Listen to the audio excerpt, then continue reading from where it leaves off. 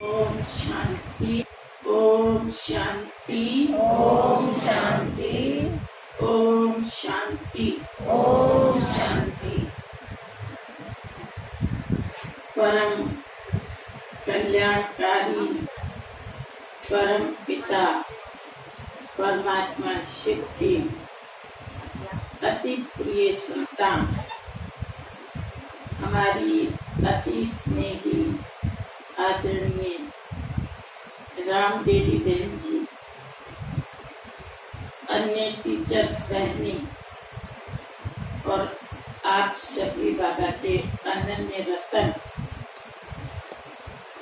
आज आप सबके बीच में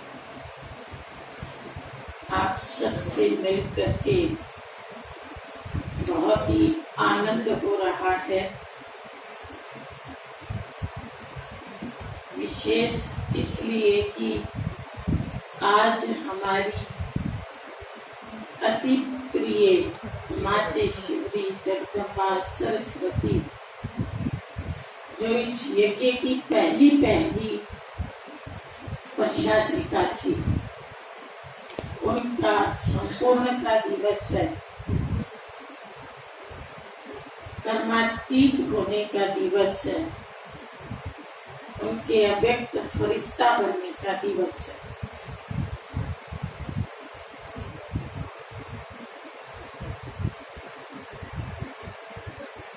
जगदम्बा माँ के बारे में हम सब जब 7 डेज का कोर्स करते हैं तभी जान जाते हैं, क्योंकि बच्चे का जन्म होता है तो सबसे पहले वो माँ बाप को ही जानता है। तो हमारे जन्म के साथ ही हमें शिव बाबा, ब्रह्मा बाबा और मम्मा का परिचय मिल जाता है। तो आप जानते तो हो, लेकिन आज हम उनकी चर्चा थोड़े विस्तार से करेंगे। आप सबको मालूम हो कि हमारी मातेश्वरी मम्मा का जन्म 1919 में अमृतसर में हुआ था। अमृतसर पाकिस्तान से थोड़ी ही दूर है। तो उस जमाने में अमृतसर और कराची और सिंध, हैदराबाद की आपस में रिश्तेदारी हुआ करती थी। तब तो भारत और पाकिस्तान एक था। पार्टीशन के बाद ये रिश्तेदारियां बंद हो गई। तो उनके माता पिता, दादा दादी सब लोग अमृतसर में ही थे। जन्म ही अमृतसर में हुआ, इसलिए मम्मा को गुरुमुखी आती थी, हिंदी आती थी, सिंधी आती थी, अंग्रेजी भी आती थी। इनके पिता का नाम था कोकरमल और माँ का नाम था रोचा देवी। तो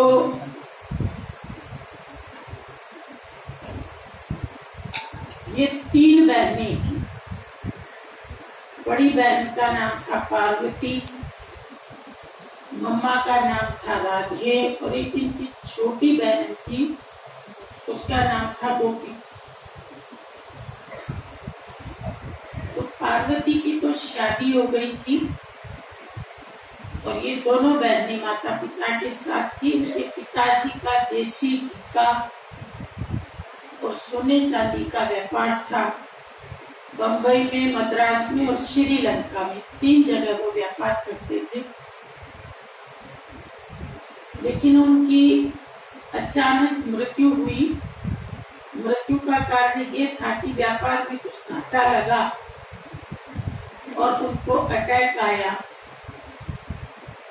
तब ये दोनों बहनें बंबई में पढ़ रही थी बाप के साथ।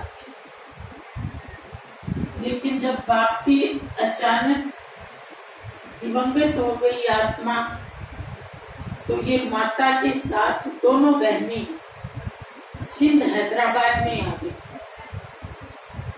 सिंध, हैदराबाद में क्यों आई?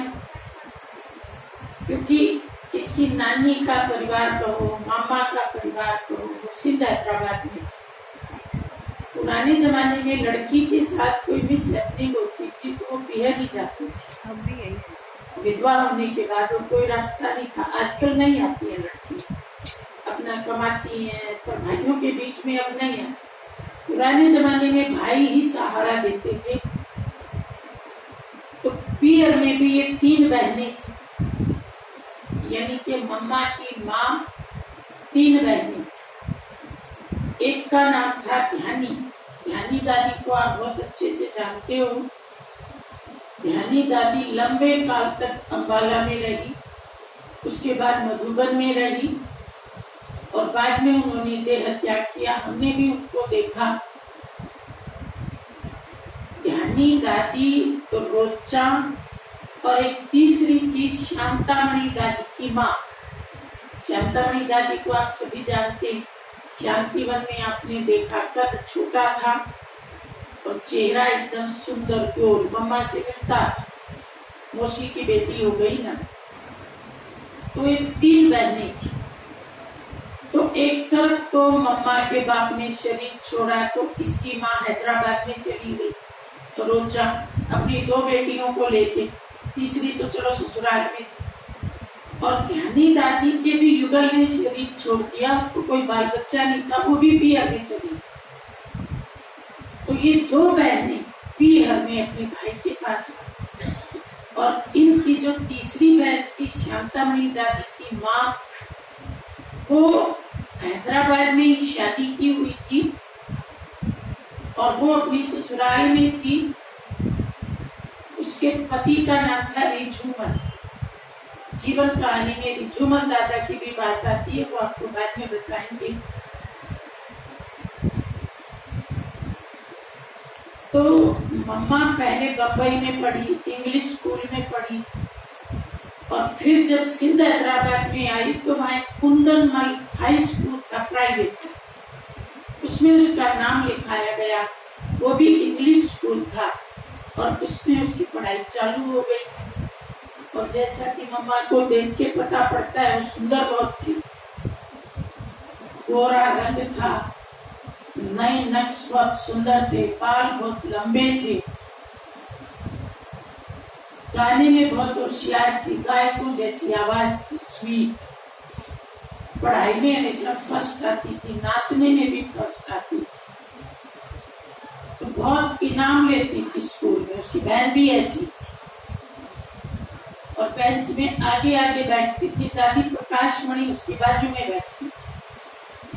लेकिन दोनों में रात दिन का अंतर था, क्योंकि मम्मा फैशनेबल बहुत थी। मम्मा की बहन जो पार्वती थी, मम्मा उसको डिजाइन बताती थी, ये कपड़ा खरीदो, ऐसा डिजाइन बनो। और उनकी एक मामी थी रूपवंती, वो भी बाद में ज्ञान में चली, उसके नाम भी ट्रस्ट में डाला गया था। तो रूपवंती वो डिजाइन की फ्रॉक सिलाई करके देती थी, तो वो रोज नई फ्रॉक पहन करके जाती थी स्कूल में। सबका ध्यान खींचता था, पढ़ाई में भी होशियार, सुंदर भी, फ्रॉक भी नई नई। दादी मनोहर इंदिरा बताती थी कि जब वो दोनों बहनें जाती थी तो मैं खड़ी होकर देखती थी, मुझे बड़ा अच्छा लगता था उसको देखना। मुझे नहीं पता था कि ये हमारी माँ बनने वाली। तो मम्मा की माँ और मौसी दोनों विडो हो गई, दोनों रोती थी सारा दिन घर। और जो शांतामणि दादी की माँ थी, वो उनको धैर्य देने के लिए रोज अपने पियर के घर में जाती। समझ आ रही है ना बात जी? शांतामणि दादी की माँ का नाम मुझे याद नहीं आ रहा, इसलिए मैं बार बार यही सिद्ध बोलूंगी। तो जब वो अपनी पियर घर में अपनी दोनों बहनों को सांत्वना देने, उनके साथ बैठ के गीता पढ़ने, उनके साथ बैठने, भगवान का कीर्तन करने जाती थी, सोचती थी इससे इनका दुख कम होगा। तो रास्ते में बाबा का घर पड़ता था और जसोदा मैया जो बाबा की युगल थी, वो खिड़की में से उसको रोज जाते हुए देखती, जैसे कोई अपने घर के आगे से जा रहा हो, अपने को खुशी से। तो एक दिन जसोदा मैया ने पूछ लिया कि तुम रोज इधर कहाँ जाती? उसने कहा देखो जी, मेरी 2 बहनें भी तो हो गई, भी है घर में, सारा दिन रोती है, तो मैं उनके साथ मिलने जाती हूँ, थोड़ा उनका दुख कम। तो जसोदा मैया ने कहा आजकल बाबा भी गीता बहुत अच्छी सुनाते हैं और कई लोग सुनने आते हैं, चाहो तो आप भी आ जाओ, आपको अच्छा लगे तो आप अपनी दोनों बहनों को भी ले आए, ना अच्छा लगे तो आप जैसे सत्संग करते हो वैसे करते रहें। तो शांतामणि दादी की माँ अगले दिन बाबा के सत्संग में चली। ये सत्संग की अभी शुरुआत थी। माताएं बहनें समझो 150 होंगी, जो बाबा के घर का कमरा था जसोदा निवास, बाबा का जो मकान था उसको बाबा ने जसोदा निवास लिखा हुआ था और वो हैदराबाद शहर के बीचों बीच था। और बीचों बीच होने के नाते इधर की माता, इधर की बहनें, इधर की सब बाबा के घर में आने लगी थी। दूर जाना तो मुश्किल होता है, तो पहले बाबा का एक 10 बाय 10 का कमरा था, वहां से सत्संग की शुरुआत हुई। 1-2 बच्चे आए, इनमें साक्षात्कार हुई। फिर जब 10-20 बच्चे हो गए तो उसकी दीवार तोड़ के दूसरे कमरे से मिलाया। फिर और बच्चे बढ़े तो तीसरी दीवार टूटी, कुछ चौथी टूटी, ऐसे थोड़ा लंबा सा हॉल बना, 4 कमरे बना के। उसके बाद तो कोई ऑप्शन था ही नहीं। तो ये 1936 की दिवाली की बात, शुरुआत की बात है, अभी शुरू ही हुई बाबा के यहाँ। तो कुछ थोड़ी सी माताएं बहनें थी, उनके बीच में ये तीनों बहनें पहले दिन शांतामणि दादी की माँ गई, उसको अच्छा लगा। फिर दूसरे दिन वो इन दोनों बहनों को ले गई, तीनों बहनें गई। तो उस समय क्या होता था कि बाबा ओम की धुनी लगाते थे और गीता सबके हाथ में होती थी, जो भी जाते थे उनके हाथ में गीता होती थी। बाबा दूसरा अध्याय पढ़ते थे। दूसरे अध्याय में आत्मा का ज्ञान, आत्मा अजर अमर अविनाशी है, शरीर क्षेत्र है, आत्मा क्षेत्र के है, शरीर पुराना होता है तो फटे हुए कपड़े की तरह आत्मा इसे छोड़ देती है, आत्मा न अग्नि से जलती है न पानी में डूबती है, ऐसे ऐसे करती है। तो बाबा पहले वो सुनाते थे, उसके बाद बाबा ओम की धुनी लगाते थे तो सब खड़े हो जाते थे, रास करने लगते थे, ध्यान में चले जाते थे। तो इन तीनों बहनों को भी साक्षात्कार हो गया पहले दिन। श्री कृष्ण जी को देखा, राधा जी को, लक्ष्मी नारायण को, जो भी। तो ये एकदम मुस्कुराती हुई घर लौट। सत्संग में शांति भी थी, खुशी भी थी और साक्षात्कार भी हुआ। दर्शन होना तो बहुत बड़ी बात मानी जाती। तो जब मम्मा स्कूल से लौटी तो उसने देखा आज मेरी माँ और मेरी मौसी दोनों बहुत खुश। तो उसने पूछा कि बाकी दिन तो तुम लोग रोती रहती थी, आज तुमको क्या मिल गया? तो उन्होंने कहा कि हम बाबा के सत्संग में गए थे, बाबा ने इतनी सुंदर ज्ञान की बातें बताई, हमारा दुख कर लिया। कल तुम भी चलना, तुम तो स्कूल में भी गीता पढ़ती हो, तुमको तो जल्दी समझ में आएगा और तुम अच्छे से समझोगी तो घर में आके हमें दोबारा भी सुना दोगी। तो मम्मा ने कहा ठीक है। अब अगले दिन ये 4 जने गए, 3 बहनें और चौथी मम्मा। जैसे ये सत्संग में प्रवेश हुए और सामने बाबा बैठे थे, उसको देखते ही बाबा को एकदम टचिंग आई, ये मेरी वारिस बेटी आ। बाबा बोले कुछ नहीं, सत्संग हुआ। लास्ट में बस बाबा ने थोड़ा सा पूछा क्या करती हो, क्या पढ़ती हो, ऐसे ऐसे करके। तो उस दिन तो ये लोग घर लौट गए। घर जाने के बाद माँ ने कहा सत्संग में क्या सुना, तुम मुझे सुनाओ। तो जो भी सत्संग में सुना था उसने वर्ड बाय वर्ड माँ को सुना। तो माँ को बड़ी खुशी हुई। अगले दिन माँ फिर सत्संग में ले गई और बाबा को कहती है बाबा कल आपने जो सुनाया था ना, इसने ज्यों का क्यों मुझको सुना। तो बाबा को तो पहले ही आ गया था मेरी वारिस बच्ची।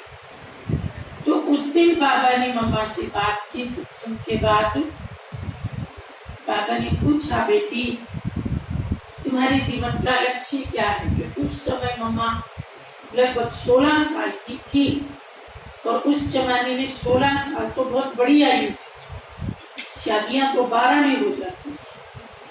पर चलो, थोड़ा बम्बई में रही थी, पढ़ रही थी, तो 16 की हो गई थी। घर में उसकी सगाई की चर्चा चल रही थी। सगाई हुई नहीं थी, लेकिन घर के लोग चर्चा कर रहे थे कि समय आ गया है। तो बाबा ने उसको पूछा कि बेटी तुम पीताम्बरधारी से शादी करना चाहती हो या कोट पैंट वाली से? 24 घंटे में मुझे इस बात का जवाब चाहिए। 24 घंटा माना कल जब तुम सत्संग में आओगी तब तक तो 24 घंटे हो ही जाएंगे। सोच विचार करके मुझे उत्तर देना। तो मम्मा घर गई, घर में सबको बताया कि ऐसे ऐसे बाबा ने मुझसे सवाल पूछा। मम्मा को मन में तो था, अपना उत्तर तो था, पर चलो घर वालों की भी राय ले लो। तो घर में सबने कहा कि देखो शादी में कोई सुख नहीं, क्योंकि माँ विडो, मौसी विडो सारा दिन रोती रहती हैं। तुम अगर चाहो, तुम्हारी मर्जी। तो अगले दिन मम्मा ने जाके जवाब दे दिया कि मैं पीताम्बरधारी से ही शादी करूंगी और मैं उसी श्री कृष्ण की वही राधे हूं। तो बाबा ने उसको सत्संग की एक मुख्य बहन मान करके और धीरे धीरे उसको जिम्मेवारियां दी चालू की। वो गायक तो बहुत अच्छी थी और हारमोनियम बजाती थी, सितार बजाती थी। तो उसने एक बार ओम मंडली में एक गीत गाया। ओम मंडली में आकर के मैंने क्या देखा, उसमें आगे ऐसी है कि ओम मंडली में आके मेरा तीसरा नेत्र खुल गया, ये हॉस्पिटल भी है, ऐसे करके उसमें आगे की लाइनें। तो बाबा ने जब उसका गीत सुना तो बाबा बहुत प्रभावित हुए। एक तो आवाज सुरीली, एक हारमोनियम के साथ गाया और एक गीत के शब्द बहुत सुंदर। तो उसके बाद बाबा रोज एक गीत बनाते थे और मम्मा उस गीत को गाती थी सत्संग। तो जैसे ही मम्मा ने सत्संग में आकर के गीत गाना और ओम की धुनी लगाना चालू किया तो सत्संग बहुत बढ़ गया। क्योंकि स्कूल में मम्मा की पढ़ाई लगभग पूरी हो गई थी, मैट्रिक में थी, आखिरी साल था, पूरा हो गया। तो स्कूल वाले या सब लोग जानते ही थे, जो बच्चा इंटेलिजेंट होता है उसको तो जान ही सकते हैं लोग। तो बड़े बड़े लोग भी सत्संग में आने लगे, बहुत वृद्धि हुई सत्संग की।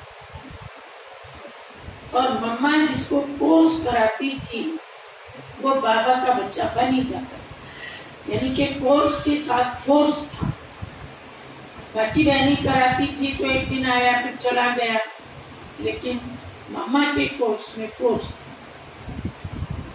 तो मम्मा गई दिवाली के दिनों में, दादी प्रकाश मणि पे उन्हीं दिनों गई, और भी कई दादियां गई। दिवाली के बाद फिर नवंबर, दिसंबर, जनवरी, फरवरी जाती रही ये लोग। इनके पेपर भी हो गए, मैट्रिक भी हो गई। और फिर जब गर्मी के दिन आए, अप्रैल मई के दिन आए, तो बाबा अपने परिवार के साथ कश्मीर चला। गर्मी के दिनों में बाबा कश्मीर में जाते, हर साल जाते। इस साल भी चले गए।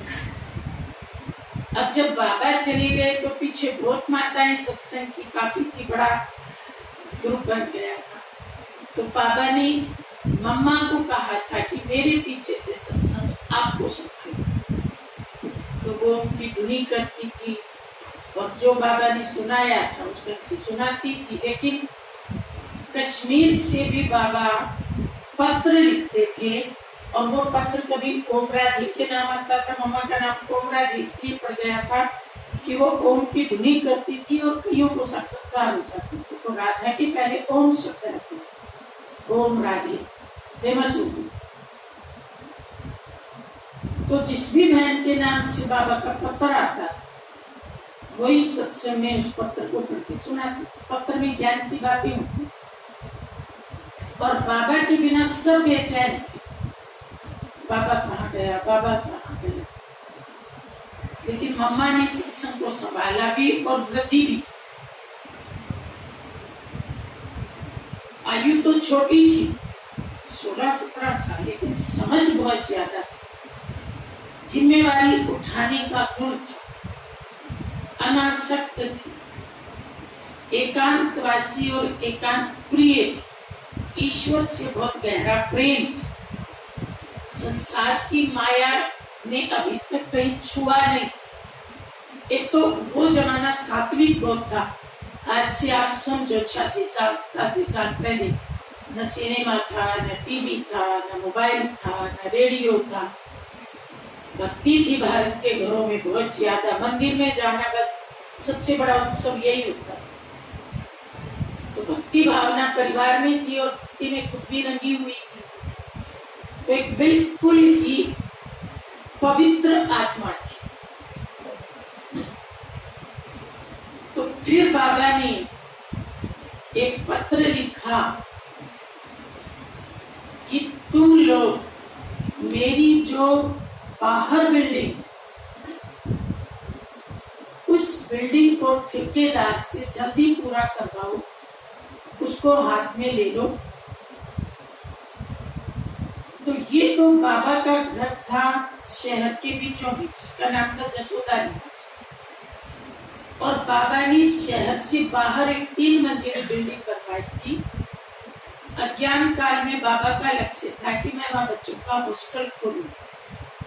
अज्ञान काल, इसलिए वो बिल्डिंग बन गई, क्योंकि बच्चों को पढ़ाना है तो शहर से बाहर शांति वाली जगह चाहिए। उसके आसपास कलेक्टर आदि के बंगले, उस समय तो अंग्रेजों का राज्य था, और उसमें बाकायदा ब्लैक बोर्ड, चौक, जो इंफ्रास्ट्रक्चर होता है स्कूल का, वो तैयार करो। और जो सत्संग में आने वाली माताएं, उन सबसे पूछो कि हम हॉस्टल खोल रहे हैं, आप अपने बच्चों को भेजेंगे? तो सत्संग में आने वाली सब माताओं ने कहा हाँ। और ऐसे करके 80 बच्चे हो गए, जिसमें बाबा के 2 बच्चे थे, ईशु दादी और उसकी छोटी बहन लच्छू दादी थी, और एक और बेंगलोर में सरला दादी थी, और एक दादी कमलमणि दिल्ली वाली, उसकी छोटी 5 बहनें थी। ऐसे करके जो 11 साल से नीचे के बच्चे थे, उन सब बच्चों को तैयार कर लिया गया और उन्हें पढ़ाने वाली 13 और 14 साल की थी, जिन्होंने अभी मैट्रिक कर ली। जैसे दादी प्रकाशमणि ने मैट्रिक कर ली थी, ऐसे शांतमणि दादी थी, उसकी एक बहन थी, ऐसे एक मिट्ठू दादी थी। ये सब 4 चिड़िया जिनको बोलते, बाबा ने उनको बच्चों को पढ़ाने के निमित्त बनाया। तो तैयार हो गया सब कुछ और बाबा को बताया गया। तो बाबा आए, समझो अगस्त सितंबर में, थोड़ी गर्मी खत्म हो गई तब। और फिर बाबा ने माताओं बहनों की एक कमेटी बनाई, उसकी हेड मम्मा को बनाई, और उसमें 8 बहनें और थी, जिसमें दादी प्रकाशमणि थी, ध्यानी दादी थी, रूपवंती मामी थी, ऐसे करके। लेकिन उस कमेटी की खासियत ये थी कि बाबा के ब्लड कनेक्शन वाला एक भी न बाबा की पत्नी का नाम था, न बाबा की बेटी का नाम था, न बाबा की बहू का नाम था, न बाबा का अपना नाम। ये सब के सब बाहर वाले मम्मा समेत 8 माताएं हैं। क्यों? क्योंकि बाबा को पता था देह के संबंधों से ही समस्याएं खड़ी हुई, और इसलिए आज तक देखो कोई समस्या नहीं खड़ी हुई। देह के संबंधों में तो कौन कब मेरा मेरा करने लग जाए, ट्रस्ट में से मालिक बनने लग जाए। तो मम्मा अवैतनिक हेड बन गई, और बाबा ने 1937 की दिवाली को 36 की दिवाली में सत्संग शुरू हुआ। 1 साल का सफर पूरा करके 1937, 36 के बाद 37 यानी 1 साल बाद अपनी संपूर्ण संपत्ति मम्मा के नाम पर विल कर दी, क्योंकि हेड तो वही थी। बाबा ने लिखा था उसमें, मैं अपनी संपूर्ण चल अचल संपत्ति ओम मंडली माता के चरणों में रख रहा।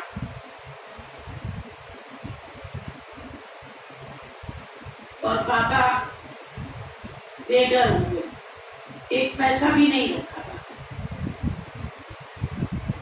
दुनिया में लोग धन समर्पित करते हैं तो 10%, 20%, लेकिन बाबा ने 100% समर्पित रखा नहीं उसमें से कुछ, और वो भी एक कन्या के नाम, और वो भी एक पराई कन्या। आज तो लोग अपनी बेटी के नाम धन नहीं समर्पित करते, कहते दूसरे घर चला जाए।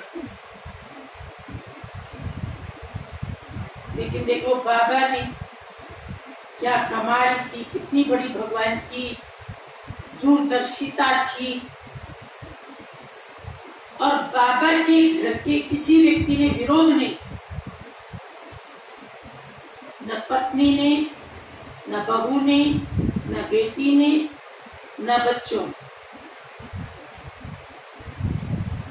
अब मम्मा बन गई हेड, और बाबा ने ये कहना चालू कर दिया कि ओम राधे जाने, माताएं जाने, सत्संग माताओं का है, ओम राधे का है, मेरा कुछ नहीं। कोई उलाहना लेके आता था, या जो भी बाद में विरोध की घटनाएं घटी तो बाबा कहता था ओम राधे हेड है, उससे बात। तो बाबा ने मम्मा को शुरू से आगे कर दिया और खुद न्यारा हो गया, क्योंकि माताओं के आगे होने से संस्था चल सकती थी, पुरुष के आगे होने से चल नहीं सकती। पुरुषों के तो आक्षेप बहुत ज्यादा आती। अब मम्मा 16 साल की कुमारी, और बाबा ने उसको माता रूप दे दिया, ओम मंडली माता। तो सचमुच मम्मा के शरीर में भी परिवर्तन आ गई, कुमारी के बजाय शरीर भी माता की तरह हो गया। माता का रूप बदल जाता है, कन्या से माता बनती है तो रूप बदल जाता है। सचमुच देखने में वो मां लगने लगी। और जो ओम मंडली में बच्चे थे वो कैसे थे? सब अमीर घरों के बच्चे थे, जिन्होंने कभी काम को हाथ नहीं लगाया था, जिनके घरों में नौकर थे, जिनके घरों में गाड़ियां थी। ऐसे बच्चों को त्याग तपस्या के मार्ग पर चलाने की जिम्मेदारी मम्मा। तो पहला चमत्कार तो ये हुआ कि जिन्होंने भी मम्मा को देखा जो फैशनेबल, रोज नई फ्रॉक पहनती, उसने सबसे पहले बाफ्ता पहनना चालू किया। बाफ्ता समझते हो? रजाई के ऊपर एक पीले पीले रंग का कवर चढ़ता है, वो धो करके वो व्हाइट बनता है, अदरवाइज वो पीला ही रहता, वो बाफ्ता। तो सबसे पहले मम्मा ने वो बाफ्ता कपड़ा पहना।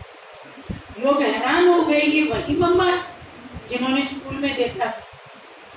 इतना परिवर्तन, और इतना जल्दी परिवर्तन, कल क्या थी और आज क्या बन गई। तो सबको प्रेरणा आई, जब ये बदल सकती है तो हम क्यों नहीं बदल सकते। फिर दूसरा, सबसे पहले अपने जेवर मम्मा ने उतारे। उस जमाने में जमाना अच्छा था, इतनी चोरी नहीं होती थी। अमीर घरों के लोग बाल्यकाल से ही लड़कियों को जेवर पहनाते थे, कान में, नाक में, गले में और हाथों में, एक कॉमन बात। तो एक बार बाबा से कोई बड़ा व्यक्ति मिलने आया था। उसने पूछा था कि ये इतनी सारी माताएं आपने क्यों इकट्ठी कर रखी? तो बाबा ने कहा था, देखो ना तो मैं इन्हें कोई बढ़िया खाना खिलाता, ना मैं इन्हें कोई जेवर पहना, ये तो केवल ज्ञान के आकर्षण में आई। तो मम्मा ने ये बात सुन ली। तो मम्मा ने कहा, बाबा कहता है मैंने कोई जेवर नहीं पहनाता, मैंने तो जेवर पहन रखी। तो क्यों पहन रखी? तो वो अपने जेवर उतार के बाबा को समर्पित करती है, वो जो भी थोड़ा बहुत पहना हुआ। तो पहले बाफ्ता पहनने वाली नंबर 1, जेवर उतारने वाली नंबर 1, उसको देख के फिर बाकियों ने उतारे।